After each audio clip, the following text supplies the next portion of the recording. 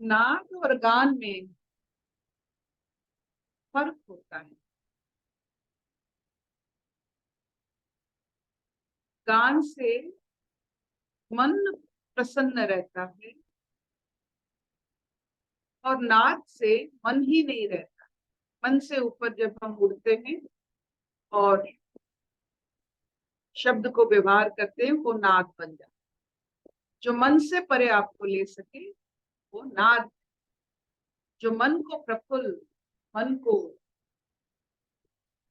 हर्षिल कर सके, गान। ये जो ओमकार नाद कहा जाता है, गान नहीं। ये आपको मन मतलब आकाश में बादल जो होता है, बादल से परे जब एरोप्लेन निकलती है उसमें कोई जो उतार चढ़ाव नहीं होता है, स्टेडीनेस रहता है। कोई बम्पी, जैसे कहते हैं, बम्पी फ्लाइट नहीं। मन से नीचे जब उड़ते हैं तो बम्पी फ्लाइट। तो नाद से हम अपने मन रूपी बादल के ऊपर उड़ते।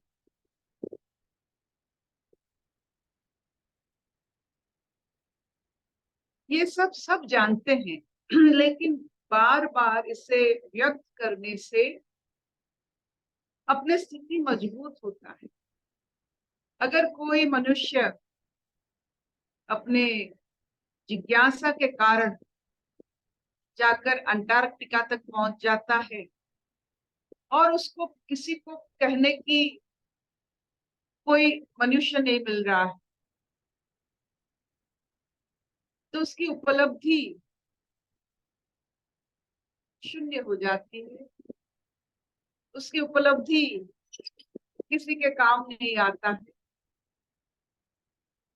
तो मनुष्य हर समय जो व्यक्त करता है वो दूसरों को भी उस जगह पर खींचता है। आप अगर मन से परे चले गए हो तो इसको व्यक्त करते हो तो किसी को तो इच्छा होगी कि हम भी चले। जो इंसान अंटार्कटिका पहले पहुंचा था वो व्यक्त किया, इसलिए इतने सारे लोग गए वहां। तो हम जब व्यक्त करते हैं अपनी स्थितियों का शब्दों के माध्यम से, तो एक नई जहां बनाते हैं जो एक टूरिज्म बन जाती है। सब उस वहां जाना चाहते हैं। तो शब्द की टूरिस्ट है हम। तो इसी भाव पर, शब्दों के भाव पर, कि नाद कैसे बनता है, गान कैसे बनता है, कथा कैसे बनता है, वाद विवाद तर्क वितर्क, यही शब्दों से सब बनता है। तो आप किस किस स्थिति में टूरिज्म प्रमोट करोगे, कि आप जो है यू आर प्रमोटिंग दैट। आप जो कर रहे हो यू आर प्रमोटिंग दैट, चाहो ना चाहो। आप जो व्यक्ति आपने किया यू आर प्रमोटेड इट, आपने एडवर्टाइज कर दिया। कोई ना कोई इसके चक्कर में फंसेंगे जरूर। इसी बात को लेकर आगे सुनते हैं वैशाली जी से। नमस्ते अर्पिता, नमस्ते सब योगियों को। हम लोग सांख्य योग का आज श्लोक नंबर 37 पढ़ेंगे। श्री भगवान उवाच हतो वा प्राप्स्यसि स्वर्गं जित्वा जित्वा वा भोक्ष्यसे महीम् तस्मादुत्तिष्ठ कौन्तेय युद्धाय कृतनिश्चयः हतो वा प्राप्स्यसि स्वर्गम् जित्वा वा भोक्ष्यसे महीम् तस्मादुत्तिष्ठ कौन्तेय युद्धाय कृतनिश्चयः। या तो तू युद्ध में मारा जाकर स्वर्ग को प्राप्त होगा अथवा संग्राम में जीतकर पृथ्वी का राज्य भोगेगा। इस कारण हे अर्जुन, तू युद्ध के लिए निश्चय करके खड़ा हो जा। हरिओम। हम्म। ऐसे सखा सबको मिले, ऐसे बंधु सबको मिले, और जो ये धर्म बंधु और सखा के धर्म निभाते हैं वो अपने आप को कृष्ण माने, ताकि सखापन क्या होता है, बंधुत्व क्या होता है, जीवन में एक बार समझ ले।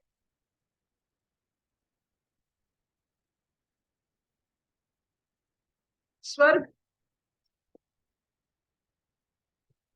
और राजभोग हमारे शरीर में जब रोग के साथ हम युद्ध करते हैं, जिस शरीर में रोग है उसके साथ युद्ध करना पड़ता है। मरे उस रोग में युद्ध करते करते तो सबको पता चलेगा उस रोग के बारे में, क्यों ये रोग होता है, क्यों हो रहा है, कैसे हो रहा है। You have lot of knowledge about that. अगर जीत गए तो फिर भोग करें। यही होता है शरीर के साथ, जैसा रोग होता है सामाजिक शरीर, तो सामाजिक रोग से उससे परे होने के लिए युद्ध होता है।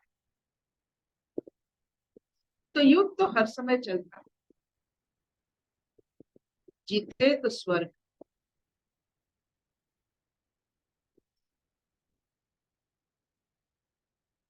ना जीते तो भी स्वर्ग जैसा भोग।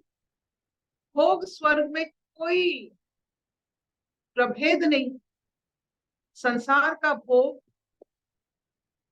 या स्वर्ग की कामने में कोई प्रभेद नहीं।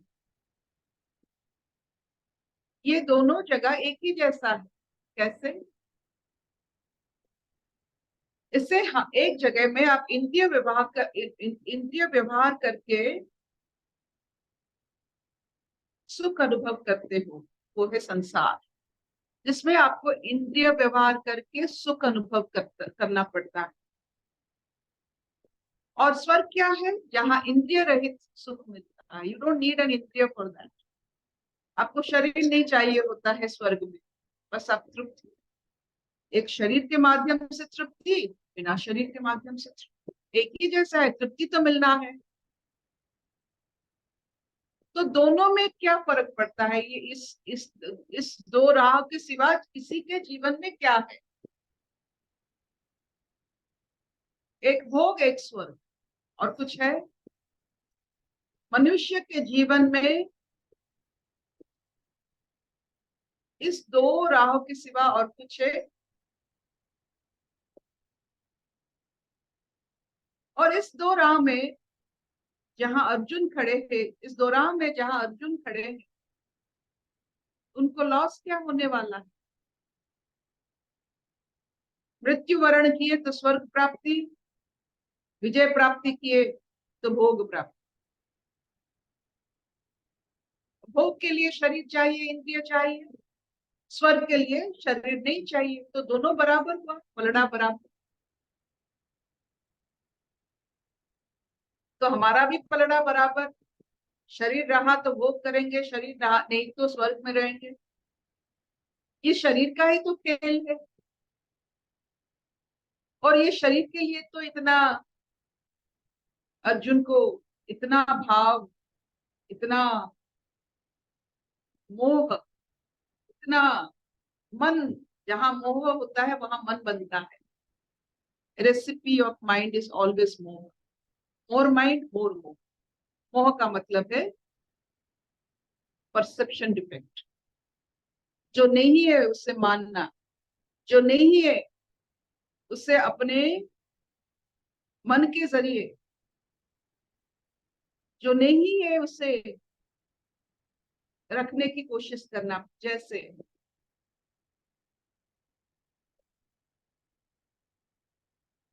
उनके जीवन में, अर्जुन के जीवन में पितामह भीष्म बचपन में थे, जीवन भर नहीं है, तो वो अपने पितामह को, वो बचपन की पितामह को फिर वही व्यवस्था में लाना चाहते। हम लोग ऐसे करते हैं, जो है अनदेखा करते हैं, जो नहीं है उसको लाना चाहते हैं। इसे मोह कहा जाता है। आप भी देखिए आपके जीवन में, जो है कोई काम की नहीं है, जो नहीं है वो बड़े काम। हम लोग ऐसे करके अपने मोह को, मन को इतना फैला देते हैं कि ना हमें स्वर्ग दिखता है, ना संसार दिखता है, जैसे अर्जुन जी को हुआ। तो हमारे जो शरीर होता है वो हर समय युद्ध करता है। युद्ध करते करते शैशव से बूढ़ा बन जाता है। युद्ध करते नहीं, युद्ध होता तो वही वैसा ही रहता। क्यों हम बूढ़े बनते हैं? क्यों इतना बदलाव आता है? क्योंकि युद्ध में बदलाव आता है। हम युद्ध हर वक्त कर रहे हैं, इसीलिए हम बूढ़े बन रहे हैं। अगर युद्ध ना करे, वही समय सीमित हो जाता।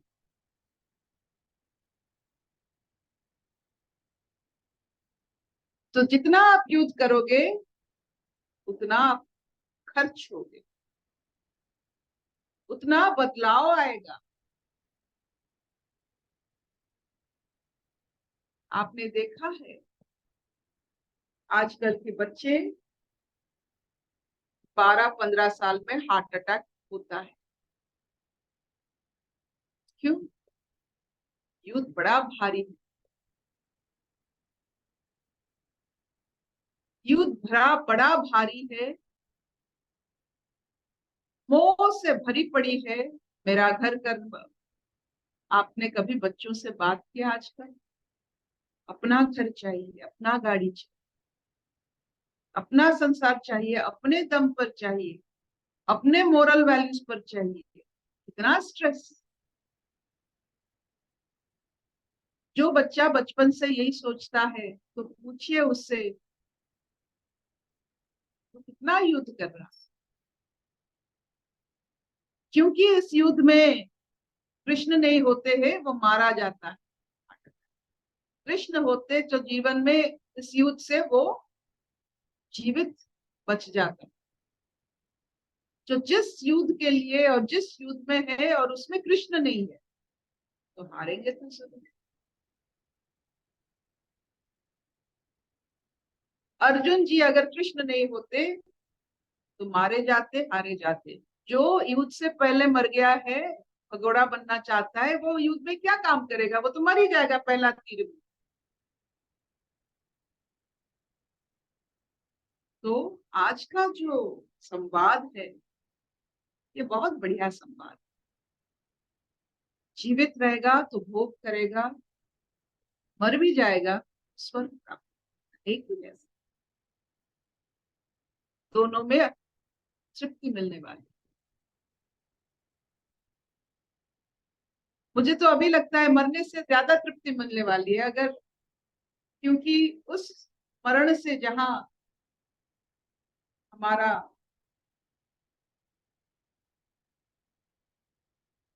स्वधर्म हम निभाते निभाते जब मर जाते हैं तो हम सबके लिए आदरणीय हो जाते। आपने देखा होगा जो कर्मरत मरते हैं, जैसे एपीजे अब्दुल कलाम, अपने आप को कहते कहते वही गिर पड़े, आदरणीय बने। हमारे एक टीचर थे, वो पढ़ाते पढ़ाते वही स्टेज पर गिर पड़ी, वो अभी तक याद। मरण तो सबको आनी है, लेकिन आदर के साथ जो मरण हमें सबका आदर बढ़ा दे, वो मरण श्रेय।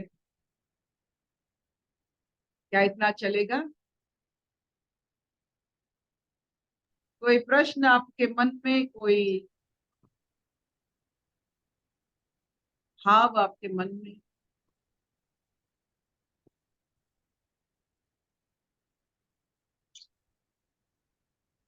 शरीर रहित तृप्ति स्वर्ग। हम शरीर को बहुत मान्यता देते हैं, संसार के लिए वो चाहिए, लेकिन वो अनुभूति, जो सूक्ष्म अनुभूति मिलता है, वो शरीर के बिना भी मिलता है। जब शरीर के बिना आपको आनंद मिलने लगे, आप स्वर्ग में हो।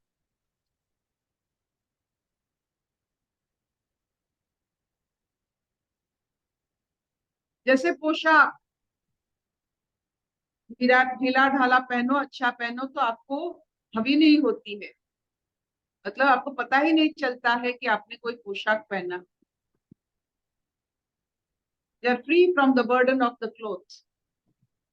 जैसा ठीक से नाप से बनाया हुआ पोशाक आपको कभी उसके और खींचता नहीं है, वैसा ही शरीर, अच्छा शरीर आपको शरीर भार से मुक्त कर देगा, क्योंकि उस शरीर में युद्ध नहीं, we are not fighting with your body.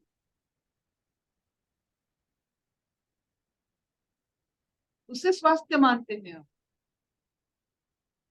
वही समय अटक जाता है, रह जाता है, ठहर जाता है। हम इसे यौवन नहीं कहते, समयातीत अवस्था के,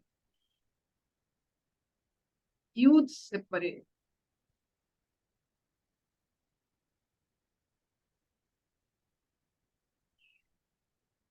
क्या चलेगा?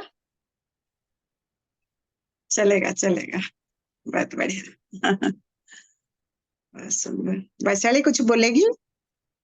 हाँ, सब भाव भाव विभोर हो रहे हैं। स्वागत तो कुछ मतलब भर रहे हैं कुछ, मतलब उनके अंदर बहुत सारी चीज भर गया है। वैशाली जी का भी बहुत शोभा बढ़ रहा है, दिखता है, दिखता है।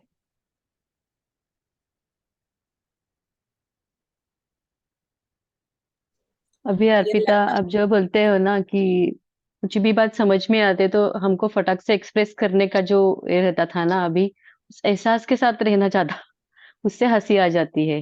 वो जो बोलते हैं ना, आपके एक्सप्रेस करने से वो मतलब खर्चा होता है, और जो महसूस करते हैं ना, उससे एक अलग ही अनुभूति हो जाती है। तो आप जो अब शब्द बोल रहे हैं ना, वो समझ में आते हैं, एक्सप्रेस भी कर सकते हैं, ऐसा कुछ नहीं है, लेकिन महसूस करने का क्षमता ज्यादा बढ़ रहा है ऐसे लगता है। बहुत बढ़िया। सुरेखा जी, आपको कुछ कहना है? ये जो आज आपने मोह का बोला ना, ये बहुत अच्छा लगा कि जो नहीं है उसको हम लाना चाहते हैं, और जिस मोमेंट में, जिस क्षण में है, उसको हम हमेशा ही खो ही देते हैं। तो ये जो मोह को देखने का जो ये परसेप्शन है, सच में बहुत अच्छा लगा, और एकदम मैच हो गया, टैली हो गया कि ये शब्द ऐसे ही प्रभाव डालता है हमारी जिंदगी में। These are called word tourism. शब्दों की टूरिज्म है ये। शब्दों के जरिए हम स्थितियों को पहचान लेते हैं, उस स्थिति में जाकर मनोरंजन भी करते हैं, शिक्षा भी हमें मिलती है, तृप्ति भी मिलती है, और आगे जाने की शक्ति भी मिल जाती है।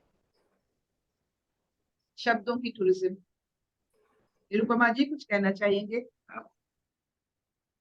दीदी, अभी आप बोल रहे थे ना, कृष्ण का आने से ही अर्जुन का जो द्वंद्व चल रहा था, बाहर युद्ध अलग है, पर मंथन जो माइंड में उनका युद्ध चल रहा था ना, वो उलझन से, वो कृष्ण का बोध से ही वो बाहर निकल के आ पाए। अभी हमारा स्थिति भी वैसे ही है, जो माइंड का उलझन में जब जब हम पढ़ रहे थे, पहले तो पूरा उसी में डूबे के ही रहते थे, अभी ज्ञान से ही हम निकल के बाहर आ पा रहे हैं। असलियत पता होने पर ही पता चलता है, वो आनंद अलग ही होता है। Thank you, thank you. युद्ध तो कौरव पांडव का हुआ था।